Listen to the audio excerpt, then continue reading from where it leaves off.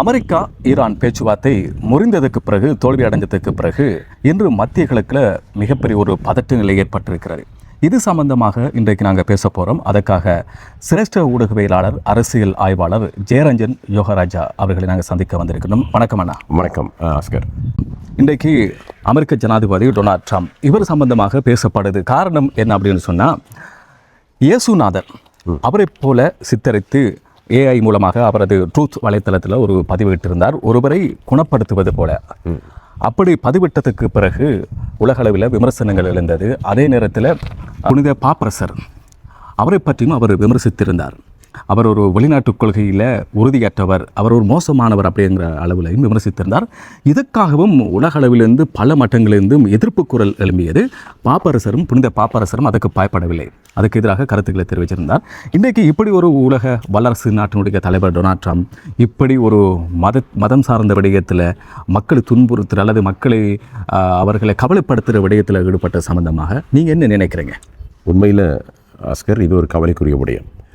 உலகளாவிய ரீதியிலே போர் சூழல் இருக்கிறது, மத்திய கிழக்கு பிரச்சனை இருக்கிறது, எண்ணெய் தாங்கிகள் எண்ணெய் வளங்களை அழிக்கணும் என்ற எண்ணம் இருக்கிறது, பேராசை இருக்கிறது. அதெல்லாம் ஒரு புறம். மதத்துக்குள் கை வைத்தது மிக பாரிய குற்றம். அது மத நிந்தனை என்ற ஒரு விடயம் அங்கு வருகிறது. கிறிஸ்தவ மதத்தை நிந்தனை செய்கின்ற, அவமதிக்கின்ற ஒரு செயல்பாடாக இவர் செய்திருக்கிறார். டொனால்ட் ட்ரம்ப்பும் ஒரு கத்தோலிக்க மதத்தவர், கிறிஸ்தவ மதத்தவர். இவர் கூட உலகில் கத்தோலிக்க கிறிஸ்தவ மக்களை பிரதிநிதித்துவப்படுத்துகின்ற திருச்சபையின் முக்கிய தலைவராக இருக்கின்ற புனித பாப்பாண்டவரை நிந்திக்கின்ற, அவமதிக்கின்ற ஒரு செயல்பாட்டை காண்பித்தது மிகவும் பாரதூரமான குற்றம் என்றே சொல்ல வேண்டும். தான் செய்கின்ற அரசியல் வேலைகளுக்குள் இதனை கொண்டாந்து புகுத்தியது மிக பெரிய பிழை.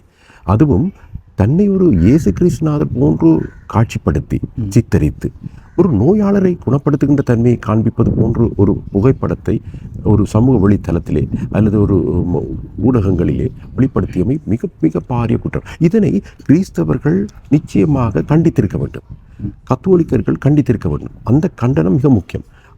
ஒரு புனித பாப்பாண்டவர் கூட தன்னுடைய மனவேதனையை முழுமையாக வெளிப்படுத்த முடியாத நிலையில் சற்று அமைதியாக இதனை விமர்சித்திருக்கின்றார்.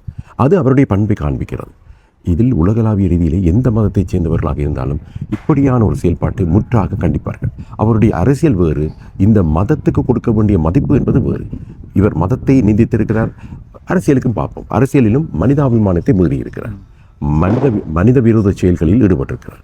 மனித விரோத செயல்களில் ஈடுபட்டதனால்தான் உலக நாடுகளில் பல நாடுகள் வெளிப்படையாக இல்லாவிட்டாலும் மனதுக்குள் திட்டி தீர்க்கிறார்கள். இவர் யார்? ட்ரம்ப் என்பவர் யார்? புறமாத பிள்ளையா?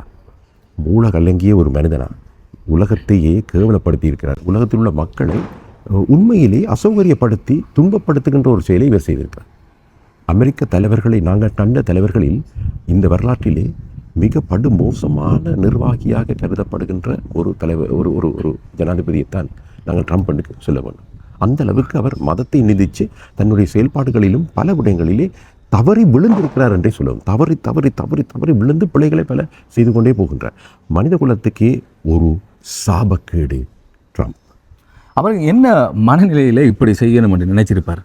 அவருடைய மனநிலையை உணர்ந்து கொள்வதற்கு உலகிலேயே ஒரு டாக்டர் இல்லை என்று தான் சொல்ல வேண்டும். ஏனென்றால் மனோவியாதியால் மிகவும் கூடுதலாக பாதிக்கப்பட்ட, ஏனென்றால் அவருடைய முன்னாள் ஒரு ஒரு அதாவது சொல்ல உளவு பிரிவு ஒரு பிரதானி, முன்னாள் அந்த அமெரிக்காவை முன்னாள் உளவு பிரிவு பிரதானி சொல்லியிருக்கிறார், ட்ரம்புக்கு மனநிலை சரியாக இல்லை, அவர் மனநோயால் பாதிக்கப்பட்டிருக்கிறார் என்று சொல்லியிருக்கிறார். அப்போ இதுவே ஒரு சாட்சி.